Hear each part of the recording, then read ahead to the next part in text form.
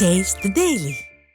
ராணிப்பேட்டை மாவட்டம் அரக்கோணம் தொகுதியில் வட்டாட்சியர் அலுவலகத்திற்கு புதிய கட்டிடம் கட்ட அரசு முன்வருமா என அதிமுக சட்டமன்ற உறுப்பினரும் எதிர்க்கட்சி துணை கொறடாவுமான சு ரவி கேள்வி எழுப்பியுள்ளார்.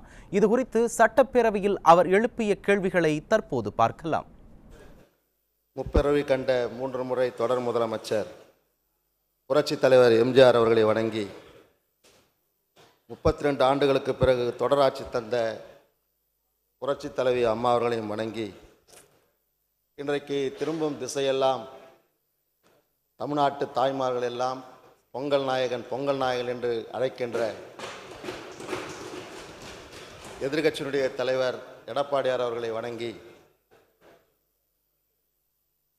மாண்புமிகு பேரவைத் தலைவர் அவர்களே,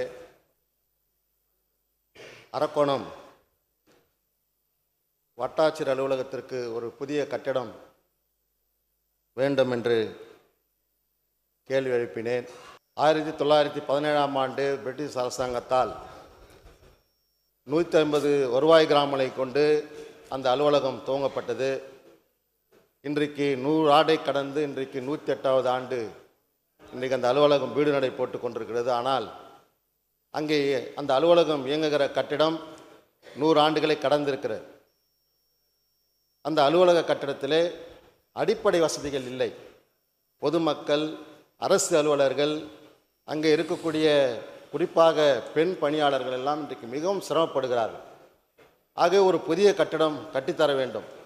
இதில் ஒரு ஆச்சரியம் என்னவென்று சொன்னால், இந்த தாலுக்காவிலிருந்து 8 வருடங்களுக்கு முன்பு அம்மா அவர்கள் நெமிலி தாலுக்கா ஒன்று உருவாக்கி அதற்கு கட்டிடம் கட்டி கொடுத்தாச்சு. அதே போல் ஒரு 4 வருடங்களுக்கு முன்பு அண்ணன் எடப்பாடியார் அவர்கள் அந்த தாலுக்காவிலிருந்து ஒரு சோளிங்க தாலுக்கா உருவாக்கி அது கட்டி கொடுத்தாச்சு. ராணிப்பேட்டை மாவட்டத்தில் இருக்கிற 6 தாலுக்கா அலுவலகத்திலே இன்றைக்கு 5 தாலுக்கா அலுவலகத்திற்கு புதிய கட்டிடம் கட்டி கொடுத்தாச்சு. ஆனால் ஒரே ஒரு அரக்கோணம் தாலுக்காவுக்கு மட்டும்தான் புதிய கட்டிடம் கட்டித்தரவில்லை. இன்றைக்கு 100 ஆண்டை கடந்த ஒரு வரலாறு இருக்கிறது. ஆகவே மாண்புமிகு நம்முடைய அமைச்சர் அவர்கள் ஒரு சிறப்பு நிதியை ஒதுக்கி அதுக்கு கட்டிடத்தை கட்டித்தந்து அதுக்கு 100ஆண்டு விழா எடுக்க வேண்டும். ஆகவே உடனடியாக இது அரக்கோணம் தொகுதி மக்களுடைய நீண்ட நாள் கோரிக்கை.